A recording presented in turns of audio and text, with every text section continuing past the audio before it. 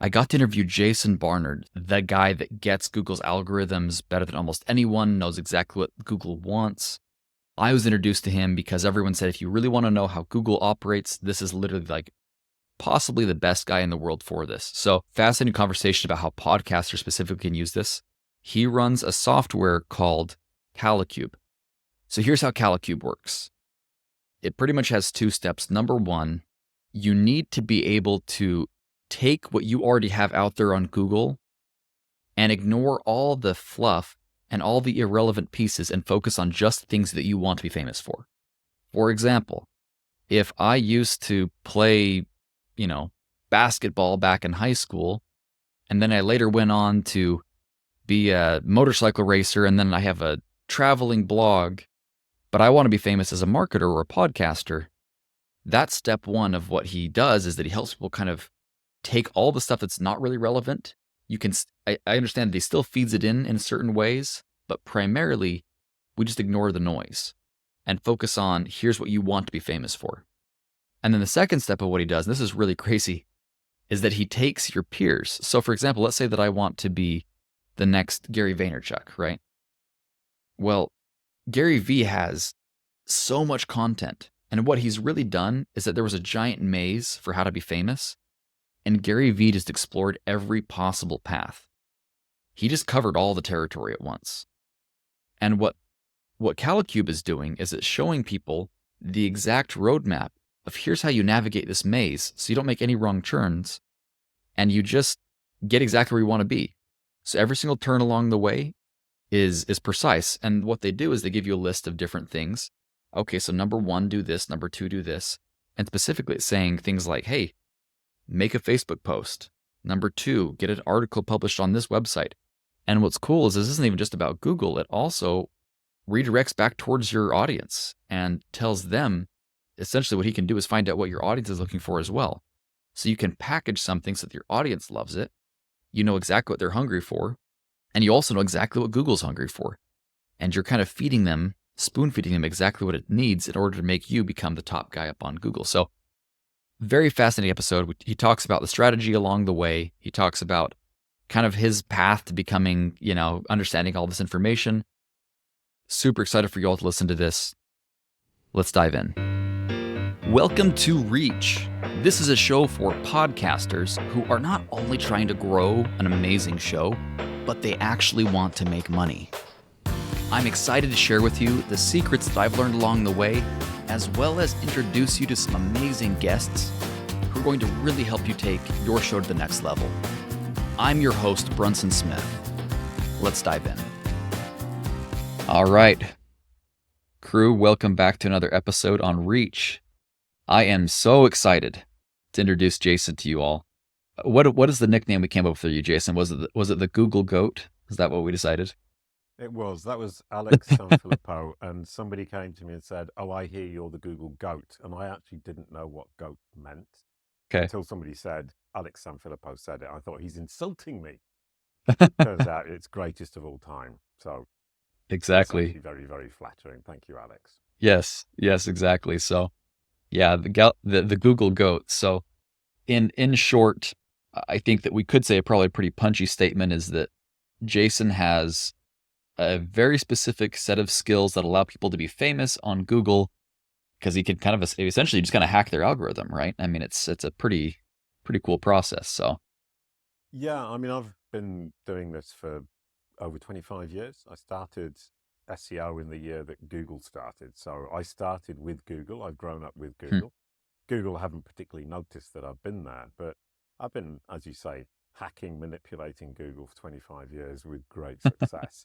And my special skill today is particularly amplifying personal brand and company brands and podcast brands, for that matter, above and beyond their true status, making you look more famous than you actually are.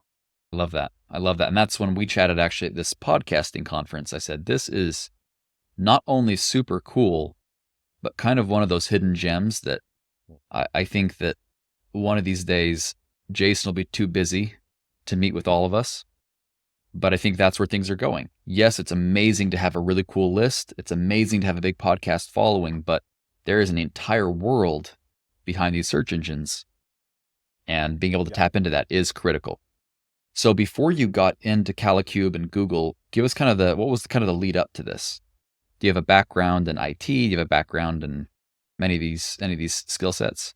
Well, no, like many people, I think, or many people, a lot of people I have met in the industry who are really good at manipulating, beating the Google game, however you want to call it, come from a musical background, which is initially quite surprising. Number one is because musicians generally don't make a very good living, and it's really easy for a musician to say, well, I can see that in SEO there's a living to be made. And the similarities between music and SEO, which is it takes structure. There are rules to music, and you have the notes, and there are beats, there are keys, and so there are lots of rules that you need to follow, but you will only be truly great if you're creative. And Hmm. that approach really makes sense. There's a guy called Marty Weintraub, who's a musician like me, and we had a huge long conversation at a conference once about what the parallels are between musicianship and SEOs, and we found quite a lot. And if you want to listen to that, Branded Search and Beyond, which is my podcast, Marty Weintraub, have a look for that episode, and it's brilliant. He's such a delightful guy. We were sitting on the floor in the corridor, PubCon in Las Vegas, which sounds really cool now I say it. That's awesome.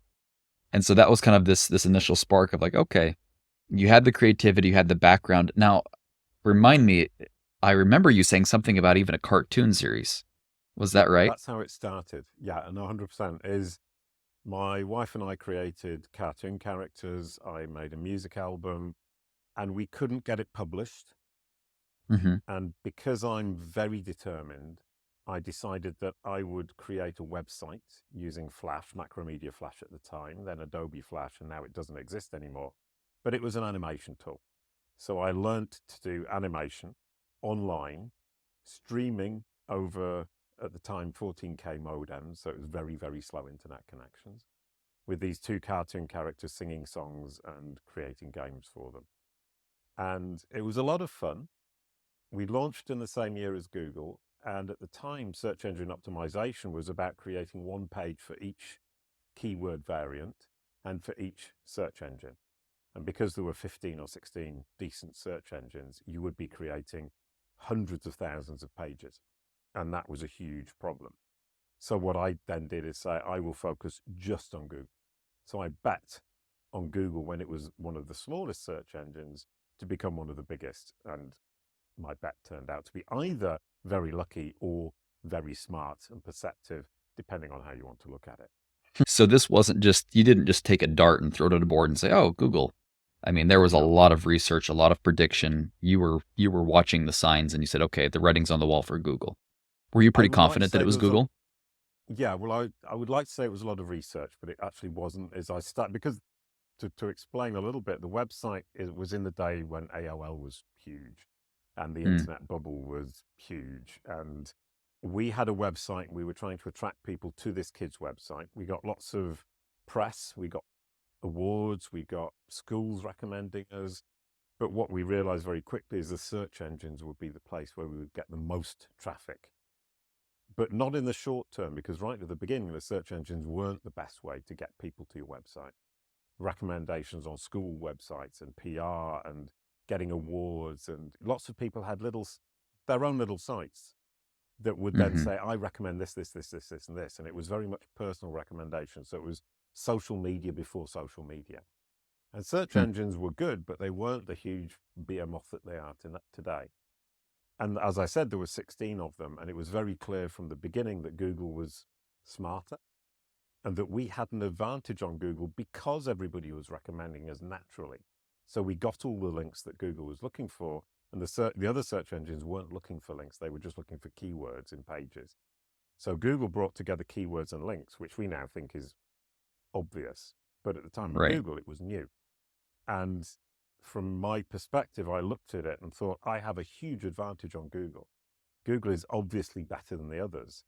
I'm taking the bet. Hmm.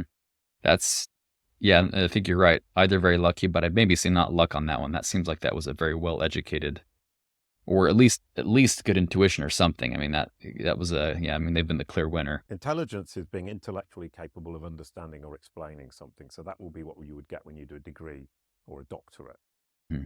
Smart intelligence is using that intelligence in a day-to-day, helpful, useful, valuable, powerful manner. So it's taking that intelligence and applying it to the real world and making something happen. So smart intelligence is one of the key concepts we have at Calicube. We've got 20 people on the team, and one thing that everybody has to have is smart intelligence. That's how you survive at Calicube. Oh, I and remember we talking had of that survival, conversation. we have a meeting every week with the whole team, and one of the people, everyone shares their highlight of the week. And somebody who's been on the team for 6 months now, Marielle, said, "My highlight of the week is I survived another week at Calicube." And she didn't mean it in a bad way. She meant it's such an exciting ride, building this whole industry that nobody else has ever done before, and getting from end of the week, Monday, to the other end, Friday, and still being here and still working and still seeing things working out is a huge achievement in and of itself. That's amazing. And it really is. I mean, I just don't know anyone that's quite taking this approach. We have SEO. For those that are listening, how would you describe the difference between what Calicube is doing and your standard SEO approach? I like that question. That's a great question because people meet me and immediately think that I'm going to get them to the top of Google for something like best podcasts. Hmm. And that my aim will be to create a page that talks about best podcasts and puts them at the top. But that's not what we do. That's what SEOs try to do. And increasingly, that's something that's no longer possible. Not by simply creating a web page that addresses that specific question in isolation. What we do is take a brand, a podcast, in this case, a podcast Hmm. name, the marketing for that podcast, which would be the episodes themselves, and also the social media activity, any articles about them, the website itself. And we Hmm. package all of that, both for the audience and also for Google. So we're looking at branding, marketing, and SEO in that order. SEO is simply the packaging of the branding and marketing you're doing anyway. You package that branding and the marketing for Google. And that's the secret to SEO today. And wonderfully, delightfully, it's actually the secret to building any kind of business or podcast audience is that you focus on the branding and the marketing for your audience, being where your audience is looking, showing them that you have the right solution and inviting them in. And if you can then package that for Google and demonstrate to Google that you have the right answer for the audience when they're looking for it, and that you serve that audience in the way that they need to be served to answer the question they have or solve the problem they have, Google will reward you because it will see that you're satisfying the subset of its users who are your audience. It's as simple as that. Interesting. So all the SEO is doing is that they're doing some of the right stuff. They're just missing, their one piece of the puzzle. And that one piece And is the not one piece of sufficient to really succeed anymore. Yeah, and the one piece of the puzzle they're missing is this actually should be for the people who you're trying to serve. And if you Yeah. focus on that, you're building a great business or a great brand with great marketing materials. And Google then becomes the bonus, which is, I think, where the podcasting world is coming from. And that's why the podcasting world is probably more receptive to what I'm saying, because they're Right. saying, well, my principal aim is not Google. I already have all these podcasting platforms. I already have my social media. I have people listening to my podcast. Google, nice to have, not necessary. I agree with them. If you Yeah. can build your audience elsewhere, but then you can package for Google, it becomes the bonus, and it's a nice to have that you then get naturally, and you don't need to do any extra work or effort beyond packaging. So why would people not just go to Google experts to learn about how to hack this Google system? Why do they have to, what makes you unique in that space? I think the answer to that question is exactly what you said, is the Google SEO experts are missing the huge piece, which is real people. Yeah. They will tend to focus on the machine and not think about the people who are the ultimate audience, and that Google is simply trying to match the audience to the supplier, the person with the problem to the person with the solution, or the company with the solution. And that Google is simply an interface between them, nothing more and Hmm. nothing less. It's two people coming together with a problem and a solution, with Google being the interface that we're asking simply to recommend us as the best solution. So if you focus Yeah. on the person on the other side and what you're giving to them, and then think, how do I convince this machine to recommend me as the best solution over and above my competition? Then you've solved the SEO problem and the business problem or the audience building problem. Super. It's just fascinating. It's just so fascinating. Yeah. Just such a different approach to SEO or that SEO space generally. And it's all a bit philosophical, and I think kind of that's where I often fall down, is everyone's saying that it sounds brilliant, but what do I do? Hmm. And that's where the crux comes, is I don't always leave people with an incredibly simple list of things that they can do. And I can do that now much more easily since talking people like yourself at the Podfest. I Hmm. realized that I was talking about something that was very philosophical, very important, with an original approach that allows anybody to do this. But Yeah. I didn't actually tell people this is what you do. Yeah. Well, and I'd like to actually kind of dive in and take a case study and say, okay, you're a podcaster with, I don't know, you've been doing it for a year or so, you've got a lot of content out. Before we dive into that whole scenario, I actually want to ask, I want to maybe put a little plug in here, and you can correct me if I have this wrong. Wasn't there someone at Google who is pretty in the know, maybe even helped write some of those algorithms that said that you knew more about Google algorithms than he did? Is that am I misquoting that? It's a slight misquote, but yes, it was for Google. All of this is just algorithms. Outside of Google, I'm the person who knows the most about how to actually educate these algorithms, because that's what I do. Is that the algorithms are trying to learn about you, about your services, about your audience, and about your credibility. And what I can do is feed these algorithms with the information they need so that they learn about who you are, what you do, which audience you serve, and then why you're the most credible solution for the subset of its users who are your audience. And there's a huge difference between building an algorithm that has an aim of doing something and being able to control how that algorithm then understands what's going on in the world, which is what I do. So what he was simply saying is, we build algorithms with an aim. Jason's coming from the aim the other way and getting the algorithm to dance to his own tune. And so it's not I know more than they do, it's that I have a completely different approach by Yeah. necessity, because I can't affect the algorithm. I Yeah. can do, I can't affect the way the algorithm is built or how it works. What I can do is influence what it sees and how it digests it. And that allows me then to influence very heavily how it understands and how it represents us. It's fascinating. And so, and my understanding was that you really are considered, at least by this guy's perspective, you were the best. I mean, you were the name that apparently he came up with. And it was like, yeah, if you want to know how to educate the algorithms, there's really one guy.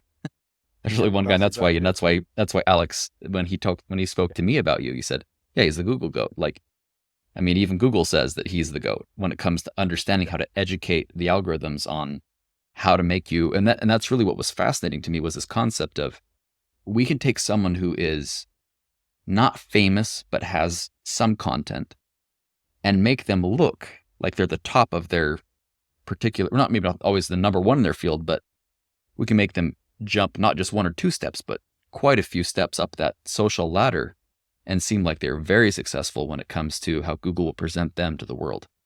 And that was really fascinating to me. Yeah, well, I think actually there are multiple aspects to this. I mean, the first one is, how does your audience perceive you? The second Hmm. is, how does Google perceive you? And the third is, how does Google represent you?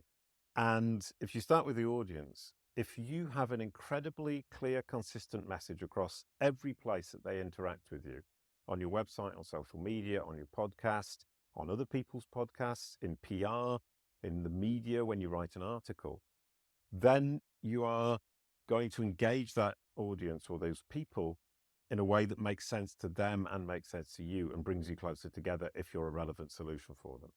Then Google's perception of you is the way that we then take that first part, package it for Google. So Google's perception of you is then that you are one of the best in market. Hmm.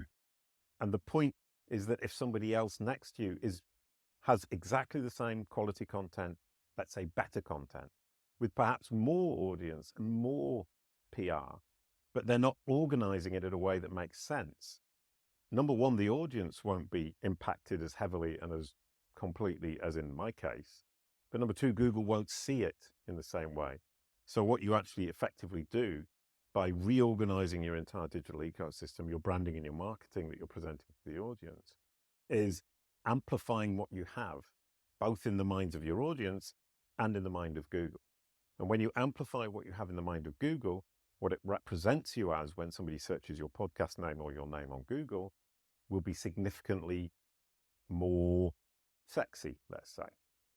So if you search Yeah. my name, Jason Barnard, JASONBARNARD, you will see lovely cards at the top with my age, my partner's name, the social media, some photos, then a description, then that I created Buwan Kuala, my birth date, who my mother is, and then some famous people from the marketing industry underneath.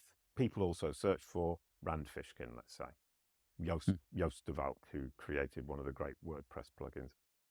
The fact there is not that I'm famous or so famous that Google would represent me in a way that's just as rich, information rich and sexy as somebody like Johnny Depp. Mhm. I'm not famous like Johnny Depp, but Google understands so much about me that it's willing to show all of this information as though I was famous as Johnny Depp. So it's that trick that you can play on Google when somebody's searching your name. But the truth is, to get Google to play that trick, I had to convince Google that I was serving my audience, and I'm serving my audience in an incredibly focused manner and making sure that Google understands it every step of the way. So my personal brand is very well represented both to my audience and to Google. And to give an idea of how that works with Calicube, my company, and myself, when people come for a sales talk with me, they say every time I research knowledge panels, educating Google, amplifying personal brand, building a future-proof digital marketing strategy, I see that red shirt and I see your name and I see Calicube absolutely everywhere. And they don't mean Yeah. just on Google. They mean on LinkedIn. They mean on Facebook. They mean on Twitter. They mean search engine land. They mean on Forbes.com. And then they double check on Google, which is an interesting point that I'd never thought of. They say, I looked you up on Google at the end just to double check that Google agrees. And that is key. We trust Google. We use Google because we trust Google. Right. People will research you on Google and your topic on Google to double check that Google agrees with what we've seen on the rest of the web. And of course, if you've organized everything on the rest of the web, Google will definitely agree. So you're creating your own truth from a set of facts, but the truth is amplified. It's just so interesting. And if if any of you are listening at home right now, go ahead and search his name like he spelt it out and just see what Google pops up. And during our conversation, that's what I found very fascinating, is that I pulled up your name and it was like, holy smokes, you look like a celebrity, Yeah.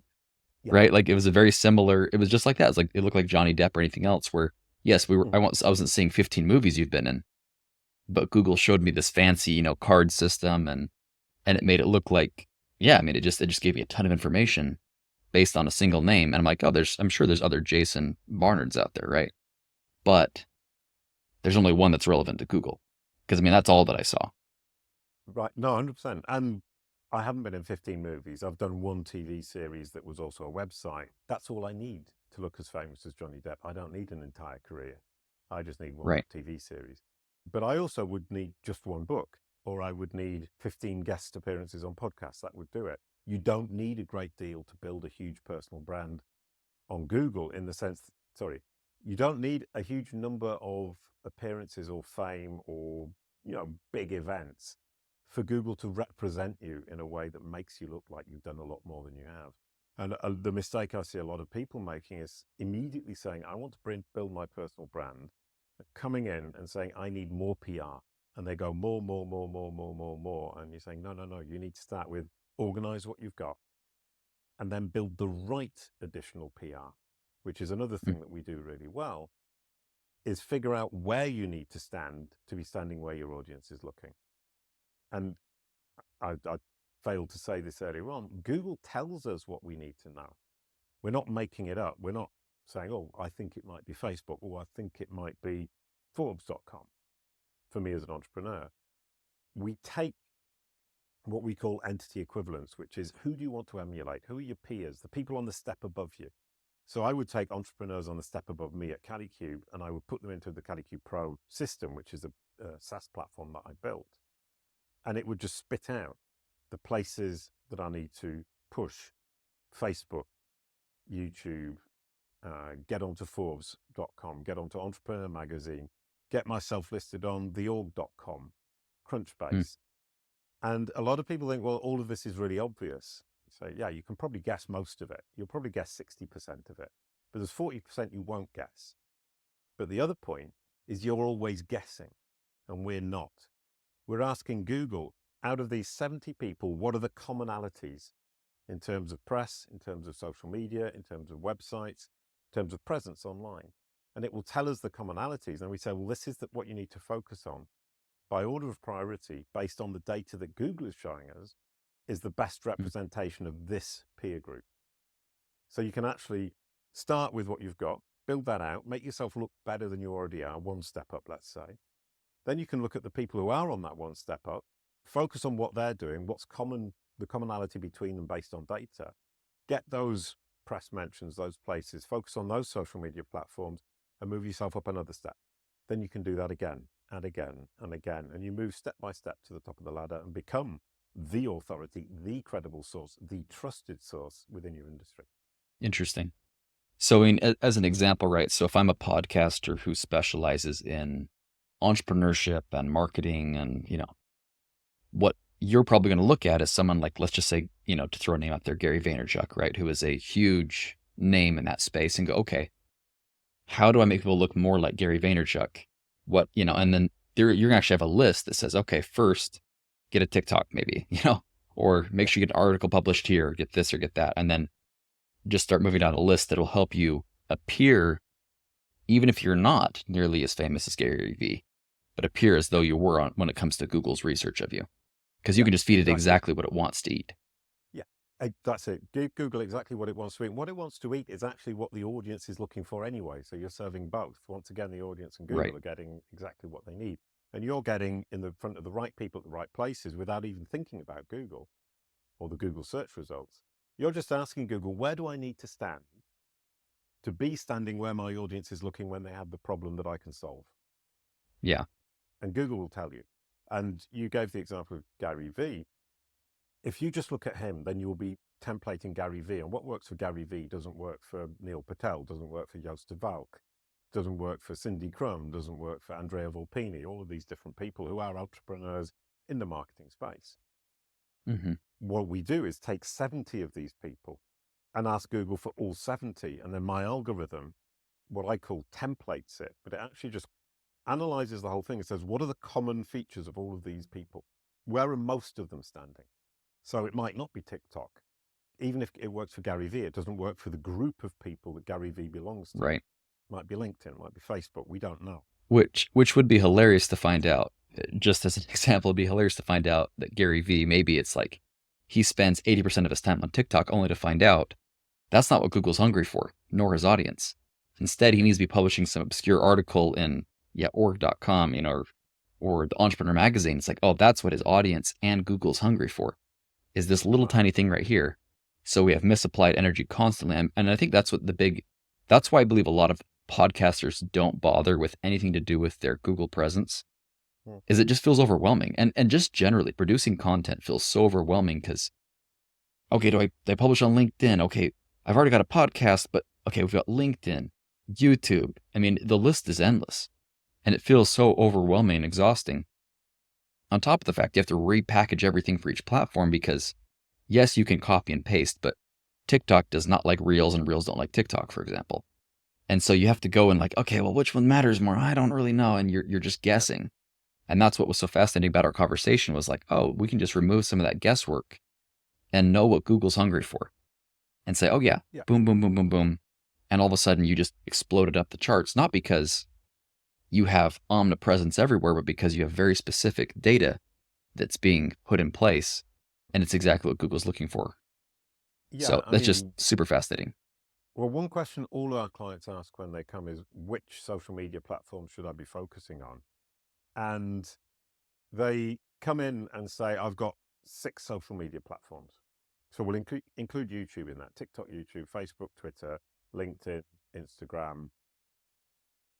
And you say, well, you don't need to focus on all 5. You don't have the resources. Let's cut it down to 3. Which are the 3 most important for this particular peer group or this particular market segment? Just focus on those, because they're the ones that will move the needle. And the interesting point about, let's say, Gary Vee working on TikTok, he's pushing, I mean, I don't know exactly what he's doing, but if he's pushing and pushing and pushing and pushing on TikTok, he says, well, this is working for me, so that's fine. As you rightly say, there might be a way to remove some of the resources from that and put it into Facebook and get more traction from Facebook, because that was the missing piece from his overall puzzle Right. within his market segment. And I'll give you an example for myself. Is I put a lot of effort into YouTube and it works really well for me. And then one day I realized that I needed an academic article. The academic article doesn't seem valuable from a business perspective to my eyes at first sight. And I think, well, I can't spend 3 days figuring out this academic article because I've got all the YouTube videos I need to make. But once I realized that the data showed me I needed that piece in my puzzle, I took the 3 days out and I created the academic article. I got it published. I'm now gone into Google Scholar. Google loves me more. And I can cite that as a reason for people to believe in my authority, because I'm academically accepted as well as being commercially marketing accepted. And it's been a huge part of my overall puzzle. Another example is a book. It took me 6 months to write the book. It took me a lot of time. I knew that a book was a missing piece from my overall marketing and personal branding puzzle, made the book, and it hasn't made me money from selling the book. It's made me money from placing me as an authority, so that when people come to me, they say, well, you've written this book, you must be the guy. Yeah. Well, and this goes So, back to yeah. some of the basics of marketing. I mean, one of the first lessons I ever learned as a marketer was it's not about having $1 million idea. It's about having $1 million marketing plan. In other words, the issue is that often people build a product without knowing if they can even sell it. I've done this myself.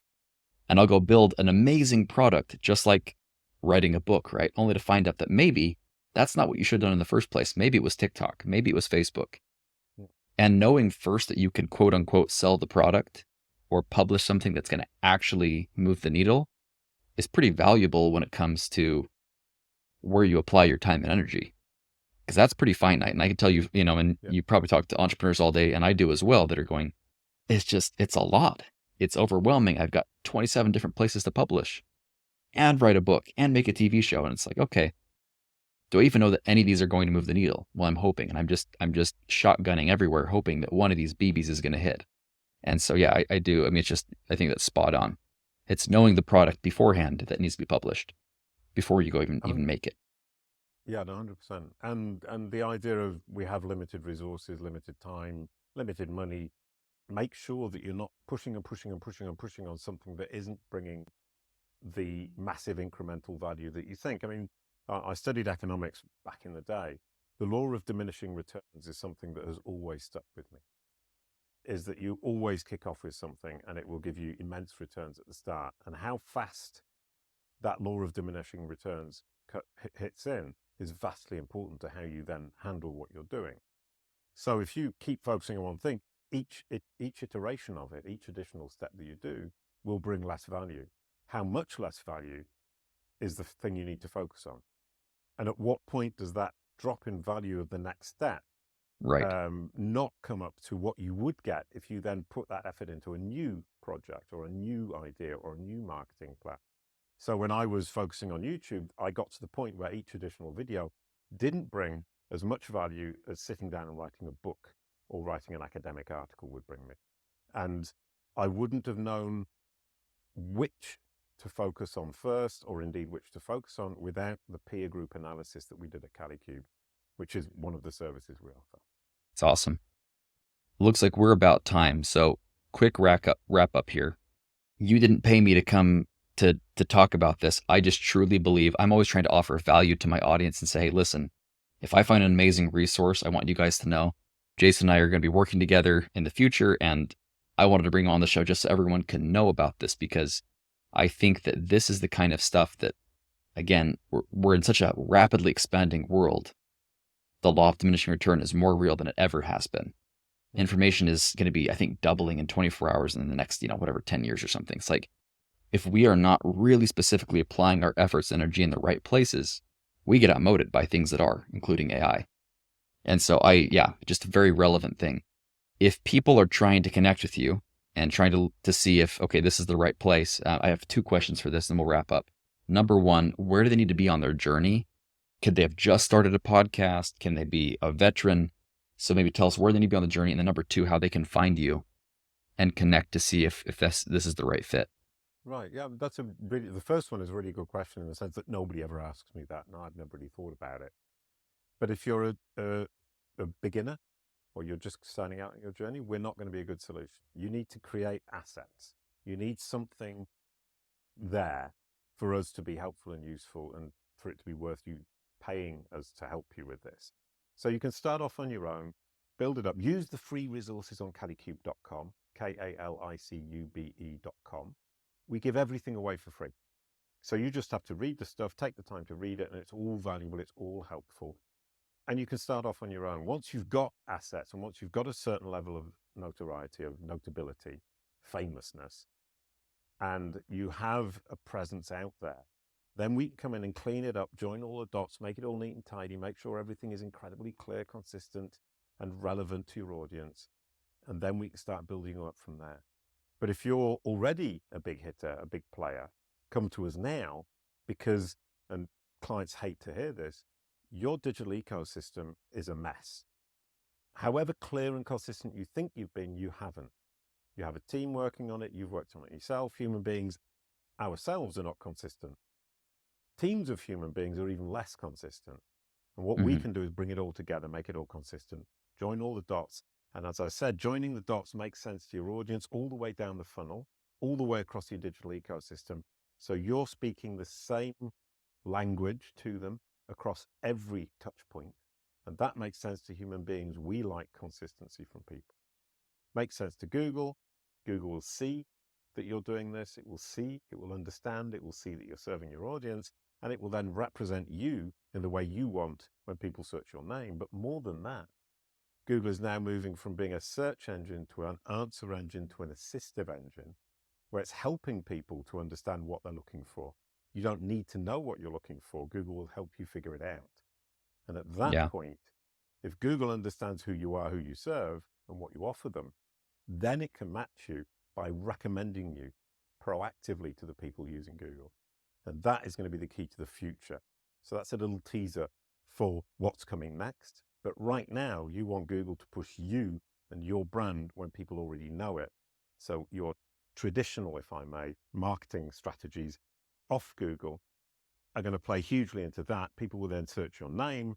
Then you're going to look great to them. And when you look great to them, it means that you're already doing a great job. And it's a wonderful virtuous circle. And now I'll tell you where you can find me is you search for me on Google, JASON BARNARD, or my company, Kalicube, KALICUBE, and you'll find us and you can decide how you want to engage with us. Do you just want to chat on LinkedIn? Do you want to follow us on Twitter?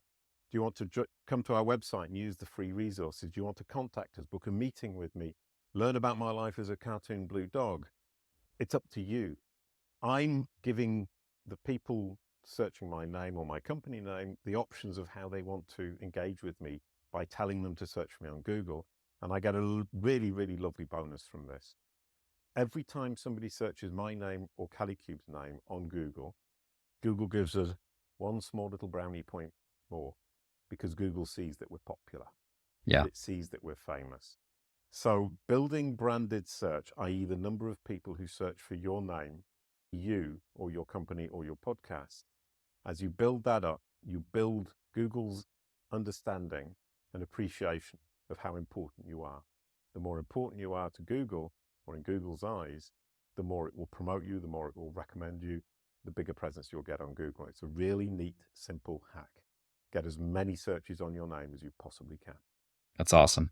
Jason, thank you so much for coming on the show and sharing that wisdom. Folks, like you just said, very easy to find him. And every time you search him, that's just another little bonus for Kalicube. So thanks for coming on the show. Thanks a lot, Brunson. That was brilliant.